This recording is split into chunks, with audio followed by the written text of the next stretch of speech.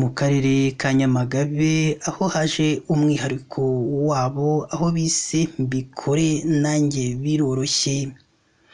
Iyi mvugo ikaba irimo irasakara hirya no hino ku mbuga nkoranyambaga bitewe n'umwihariko aka karere ka Nyamagabe kazanye, ngo aho iyi gahunda ije gutuma umunyarwanda wese yigira kuri iyi gahunda kuko abatuye aka karere bishimiye gahunda ije kubafasha mu bintu bigiye bitandukanye. Ese iyi gahunda ya mbikoreho nanjye biroroshye yaba igamije iki mu baturage batuye aka karere? Ese yabereye mu kahe gace ko abatuye aka karere bakomeje kuyishimira umunsi ku wundi? Ese ubuyobozi bwo bwatangaje iki ubwo bwabwiraga bano baturage kuri iyi gahunda mbikoreho nanjye biroroshye?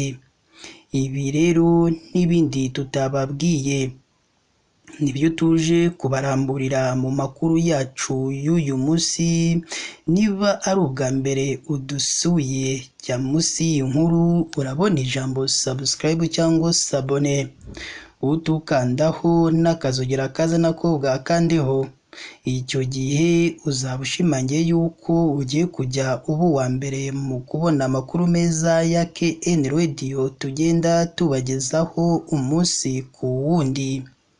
Reka twitse gato ubundi tuze tubabwira byinshi kuri iyi nkuru ikomeje gushimisha abaturage batuye mu karere ka Nyamagabe, aho bavuga ko iyi gahunda yaje bise mbikoreho nanjye biroroshye ije gutuma abatuye aka karere bishimira iyi gahunda bitewe n'uko ubuyobozi ngo bwayitekerejeho neza.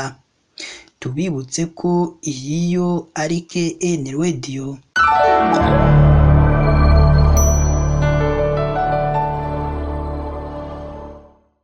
Reka nongere mbahe ikaze bakunzi ba KN Radio, aho tubagezaho amakuru aba arimo aragenda avugirwa mu Rwanda ndetse no hanze y'igihugu cy'u Rwanda. Ni mu karere ka Nyamagabe aho haje gahunda ya mbikore nanjye biroroshye ije gutuma abatuye aka karere bayishimira bitewe n'uko ije kujya ibafasha mu buzima bwabo bwa buri munsi. Ese iyi gahunda yaba iteye ite yumvikanye muri aka karere ka Nyamagabe yatumye abaturage bayishimira? Ubuyobozi bw'akarere ka Nyamagabe buvuga ko gahunda ya mbikoreho nanjye biroroshye bamaze kuyigeza mu midugudu 184 igize aka karere ka Nyamagabe. Umuyobozi w'akarere ka Nyamagabe Niyomwungeri Hildebrand yavuze ko iyi gahunda yo kwibumbira abaturage mu matsinda izakora nka mbikoreho nanjye biroroshye yatangiriye mu murenge wa Musebeya ugize ako karere ka Nyamagabe, aho watangije ikaba imaze kuzamura umubare w'abatanga umusanzu wa mituweli mu buryo bworoshye.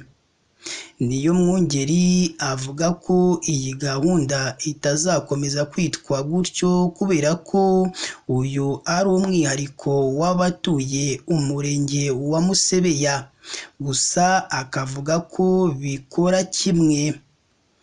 Uyu muyobozi w'akarere ka Nyamagabe Niyomwungeri Hildebrand avuga ko buri muturage atanga amafaranga 100 mu cyumweru umwaka wa mituweli ugera amaze kugwiza umusanzu wose wa mituweli asabwa ku mwaka.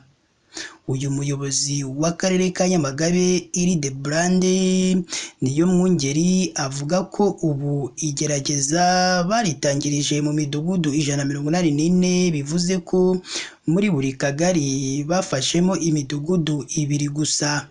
Uyu muyobozi ubwo yari arimo araganira n'itangazamakuru yagize ati mu minsi mike turayigeza mu mirenge yose igize akarere ka Nyamagabe kuko twasanze ari ntamakemwa, twasanze ari nziza cyane.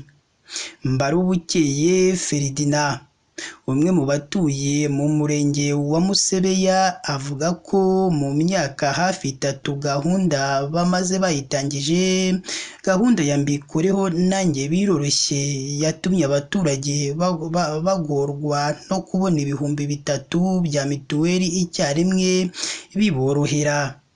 Uyu Mbarubukeye Ferdinand, umwe mu batuye muri uyu murenge wa Musebeya, yagize ati mbere iyi gahunda itarajyaho twaterwaga ipfunwe no kumva ko umurenge wacu uje ku mwanya w'inyuma buri gihe ku bishyuye ubwisungane mu kwivuza. Ibi kandi uyu muturage utuye muri uyu murenge wa Musebeya yaje abishimangirwa n'umunyamabanga nshingwabikorwa w'umurenge wa Musebeya, Nkurikiyimana Jean Pierre, aho yavuze ko mbere y'umwaka wa 2022 bazaga ku mwanya wa 17 bakaba ba nyuma ku rwego rw'akarere. Murabizi ko aka karere ka Nyamagabe ariko gafite imirenge myinshi mu ntara y'Amajyepfo. Uyu munyamabanga nshingwabikorwa w'umurenge wa Musebeya, Nkurikiyimana Jean Pierre, akomeza agira ati umwaka ushize twaje mu myanya 4 ya mbere, ubu turi ku mwanya wa 10 kandi turizera ko umwaka uzarangira turi imbere.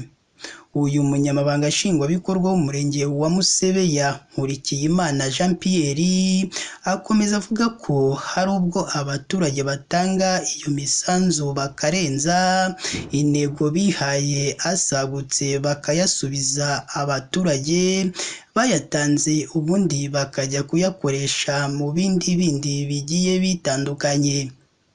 Umurenge wa Mbazi muri aka karere niwo uri imbere ku bamaze gutanga mituweli y'umwaka wa 2023 2024. Iyi gahunda yashyizweho n'aka karere ka Nyamagabe, benshi bagatuye bavuze ko abatuye igihugu bose bayireberaho kuko ni nziza kandi buri munyarwanda wese yamugirira akamaro, kuko yasiga nta muturage udafite ubwisungane mu kwivuza.